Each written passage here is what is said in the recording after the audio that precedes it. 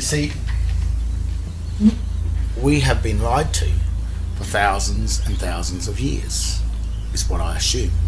But especially in the last, since Accursius in 1230 AD, when they created the Corpus Juris, which is a quasi-trust law system.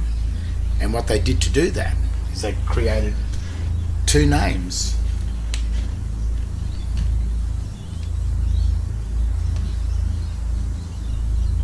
You might think that that's two names there, but it's two words that constitutes one name.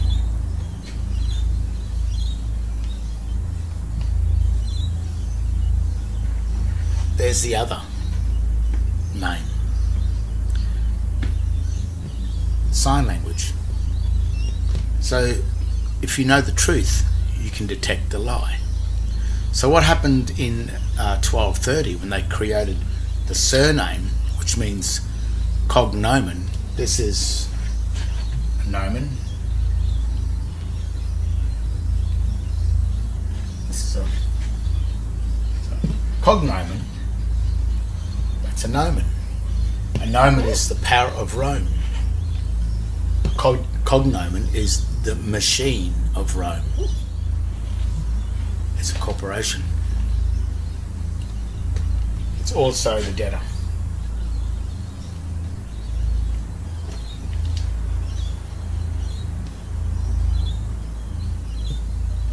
That's the creditor. So now that you know that there's two names, and these two names were created in 1230 AD in the reign in the Hohenstaufen Empire of Rome, I think from 1100 to 12 something, around roughly 100 years. It was in their reign of power that they perfected a thing called the Corpus Juris, that was created by Justinian around 530 to 560, and it was perfected in 1230, just after the Magna Carta, in order to counteract true common law. They had to keep going the private contracts of Rome, which were inside the Corpus Juris, or the law of the water, law of the sea, the Holy See.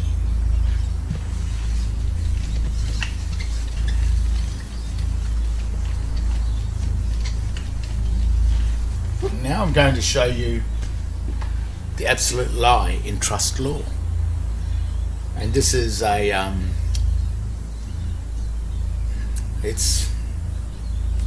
this is a crime. This is a true crime. This crime is sort of so simple but complex that we don't see it. We don't get it. And because we are born into this crime, birthed into it, born into it,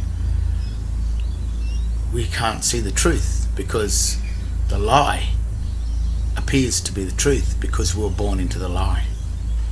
Now, trust law, which is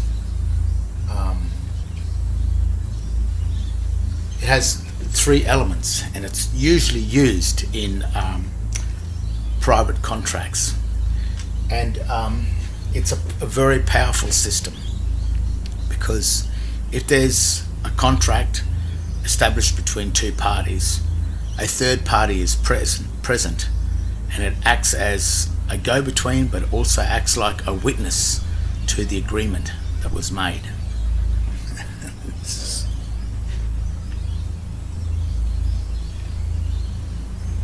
Trust law has a creditor, a debtor,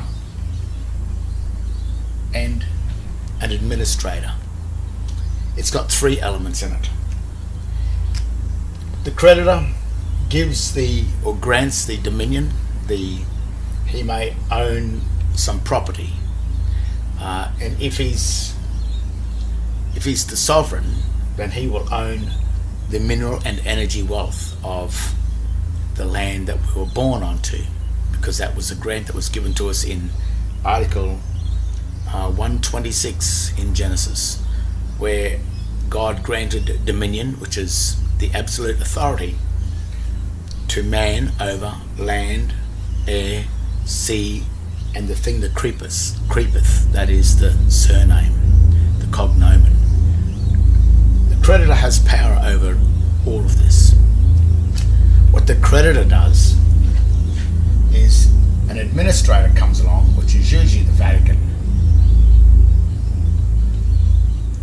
and offers to take the dominion from the creditor, from the man,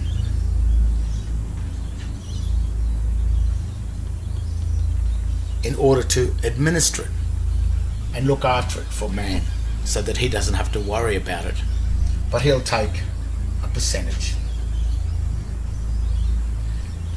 And what the administrator then does is he offers this to a debtor to pay the debts of the bills of the state. So the administrator holds all these debts and he gives it to the debtor. The debtor pays the bills, but what the debtor gets is trustee compensation. So he gets compensation, the administrator gets a percent as an agent, because he's a go-between here, and as the debts are paid back, the debts are paid to the creditor. The creditor gets the profit.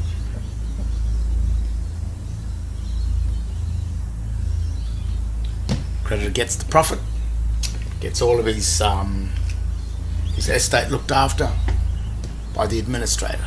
The administrator hands it to the debtor, and the administrator acts as the go-between. That's how a trust works. That's the truth. Now that you know the truth about the trust, you should be able to detect the lie. So we have the truth. There's a creditor, there's an administrator, there's a debtor. 1, 2, 3 parties makes up the Trinity, the trust. 1, 2, 3. That's the key.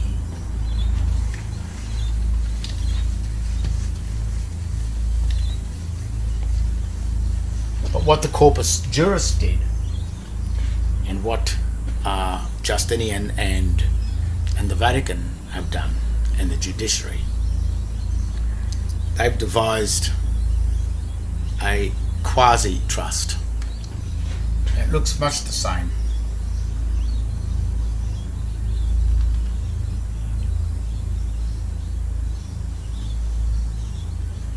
But it is a quasi, which is a fictitious trust, a fiction trust, and it operates as the office of creditor, the office of administrator, and the of debtor, the office.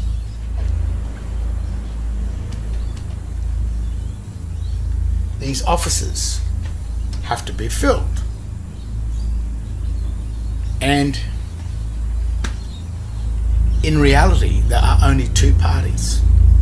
There is us and there is the administrator. But the difference between the creditor, the administrator, and the debtor, between us, you and I have only got a choice of being either the creditor or the debtor. We can also become the administrator too. But once the administrator, that's the judiciary, the judges, the magistrates, sign an oath or swear an oath to leave the debtor or creditor standing and become the administrator. That oath is a life oath. They are told how the system works on the condition that they never return back. And if a magistrate or a judge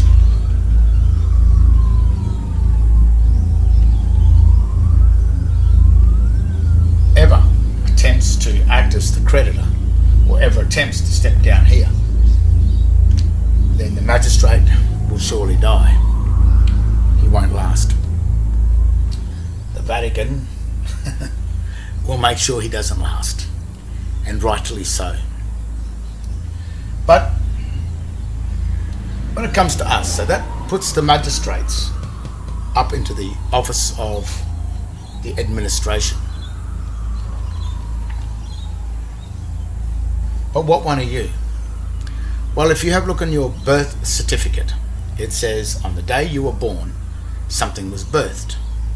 And that was Smith.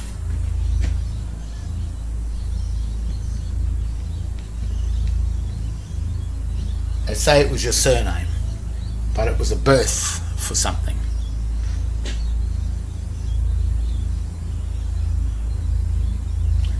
And about a month later, your Christian name was then birthed.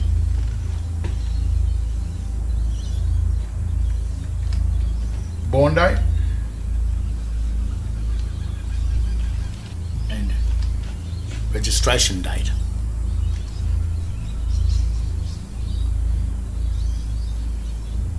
But you only have a choice out of those two birth certificates to hold.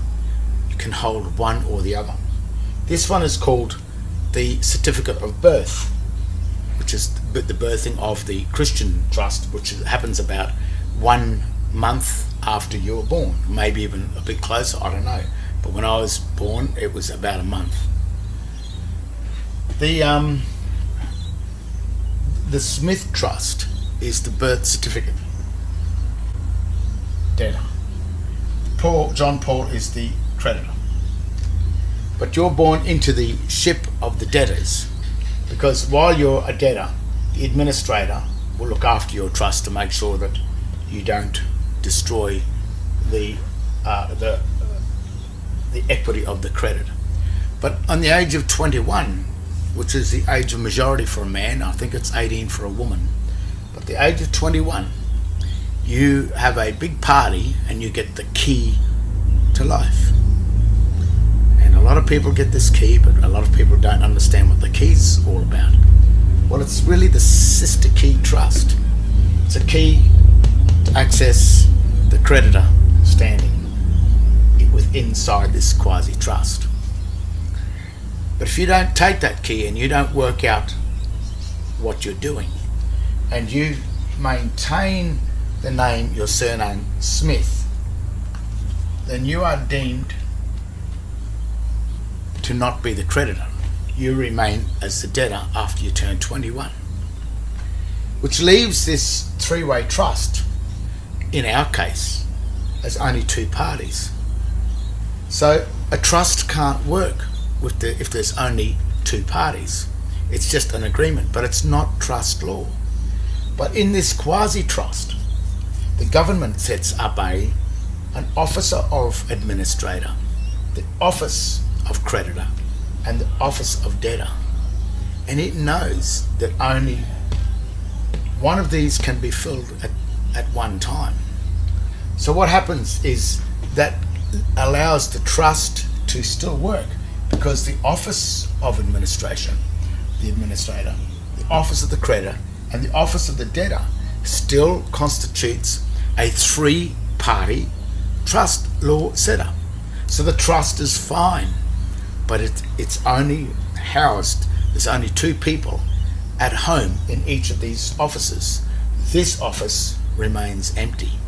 Now when this office remains empty, what that turns the magistrate, and this is the crime, because the magistrates and the judiciary and the Vatican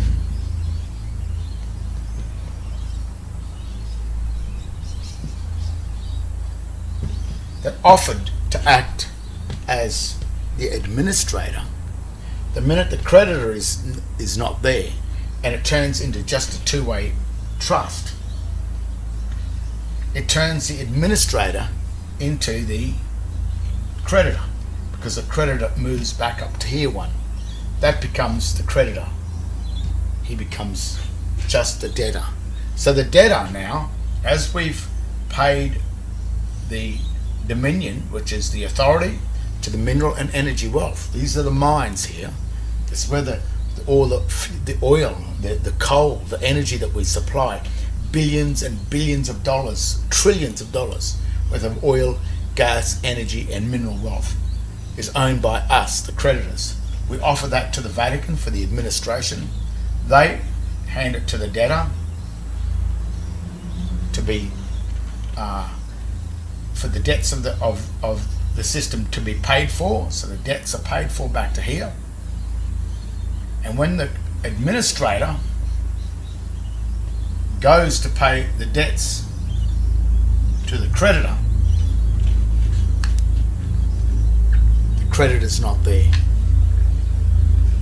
And the Vatican then becomes the creditor. So the trust is a quasi-lie set up to let us believe that it's all properly working. So when we go into the court, we go in on this side, the police or the councils, they sit on that side. The magistrate sits up in the chair at the top, but by the time you walk out, what the magistrate has done is all he does is he establishes, are you the creditor or are you the debtor? And after he gets your name and date of birth, he works out that you become the debtor. There is no creditor. So that means that everything that's been paid for, that you've paid your house loans, all your fines, your mortgages, everything that you've ever borrowed, your credit cards, everything has been paid back to the administrator, who turned himself into the creditor by deceiving you into becoming the debtor. Now what happens when you come back to being the creditor, if you find your way back to being the creditor? By working out your true name and your true date of birth, and by starting to hold this side over here, then you are no longer the debtor. The debtor, the office of debtor then becomes vacant, which changes the administrator of the creditor and their debtor. Once the debtor's gone up here, it changes the magistrates, the Vatican, into the debtor.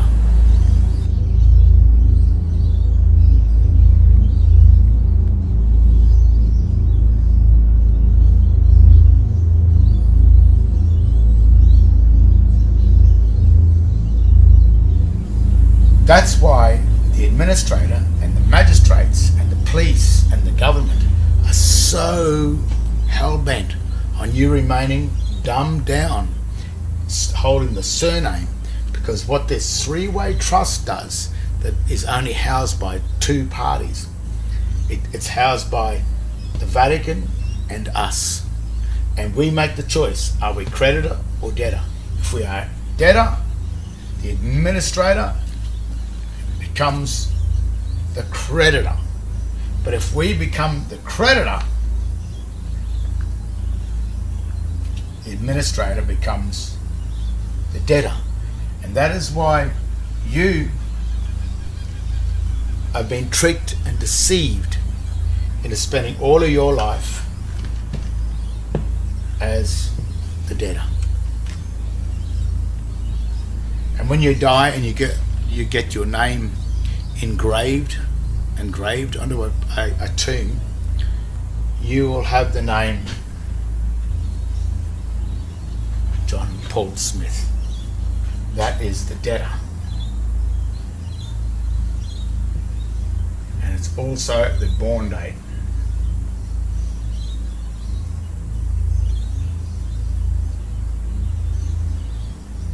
To identify that you are the creditor. And then what the administrator does up here, the magistrate, he makes sure that that name goes on the tombstone, and he uses the tombstone as the absolute confirmation that you as the debtor never return back to being the creditor, because the proof is on the tombstone. The final stone, the final act that you did is the final act of death. You remained as John Paul Smith. You did not come back as the creditor, as John Paul. The evidence is on the tombstone. That is your eternal death. So that gives the administrator the right to claim the estate of the creditor and never have to pay back. And what he's done, it's called conversion, because he converted the mineral and energy wealth, the dominion, this is the dominion over here, he converted the dominion of man and stole it and took it for the magistrates and the Vatican, which is the serpent usurper, which is the snake.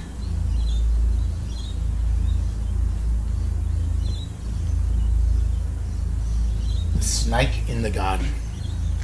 And Adam was tossed from the creditor into the debtor by eating the fruit of the tree of knowledge instead of the tree of life. This is the tree of life, and that is the tree of death. And the way they did it, they did two parties in there, is by creating a three-way office of creditor, office of administrator, and office of debtor. And no matter what you do, all governments are an office. You will notice that they always speak to the officer. And the only way you can have jurisdiction with the government is that you must hold an office or a private name or a surname that renders you a part of this trust. These two names down here, this is a birth. Smith is the birthing place for the debtor, and John Paul is the birth of the creditor. And it's what birth or what office you hold in this system that makes you either the creditor, which turns the administrator into the debtor, or if you're the debtor, it turns the administrator into the creditor.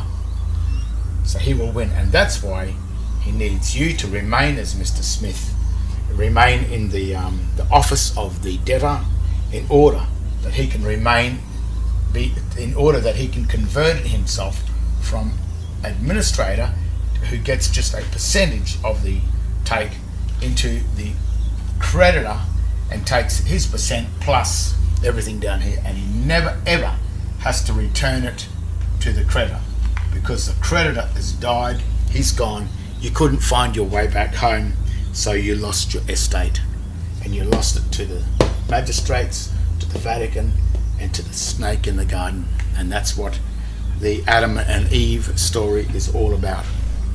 That is the perfect crime. It's a crime of conversion, by converting the dominion that was granted to man in 126 over to Satan, the snake, the serpent. And the magistrates and the judges left the debtor and creditor and signed an oath with Satan, the snake.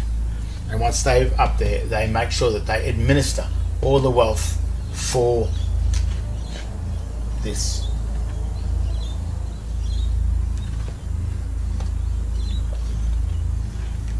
And that's what's happening. That's exactly what's been happening. That's why the Vatican and the government, that's why the Vatican has so much amazing wealth, and that's why the Vatican Bank and its corporations and the Rothschilds, that are the debtors of the Vatican, the first debtors, are acting as the agents that are actually converting the dominion of the creditor into their pockets and leaving us as a debtor through the grammatical deceptions, sign language, sign. And they're using the debased sign language, which is the corrupt glossa, the corruption of the glossa, in order to fool and trick us into falling into a quasi-trust, a quasi-three-way trust, which means a copy of a real trust, but it only can have two parties, which destroys the essence of the trust. It must have three parties, but it can't, because we can only be the creditor or the debtor. It's a choice. That choice was established in the Garden of Eden with God when he said to Adam, if you eat from the tree of knowledge, the tree of death, you will surely die.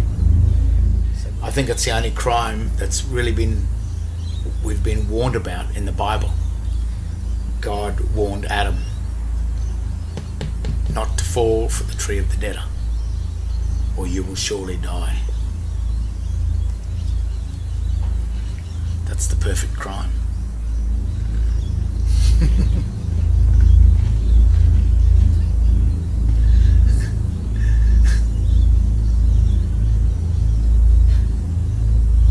I don't blame you if you can't work it out, because you were never meant to work it out. And I think that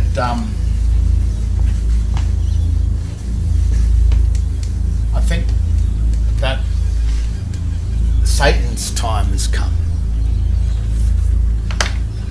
But even if it hasn't come for this planet and no one works it out, if you work it out, then that's the end of Satan. That's the end of the administrator acting as the creditor. He falls back into where he should be, back into the debtor, because that's where he started out as. It was only through his trickery and deceit that he changed or converted himself from being the debtor into the creditor. But when you're awake up to it, when you can see the truth, then you will be able to see the fiction or the lie. It's when you know the truth, you will see the lie.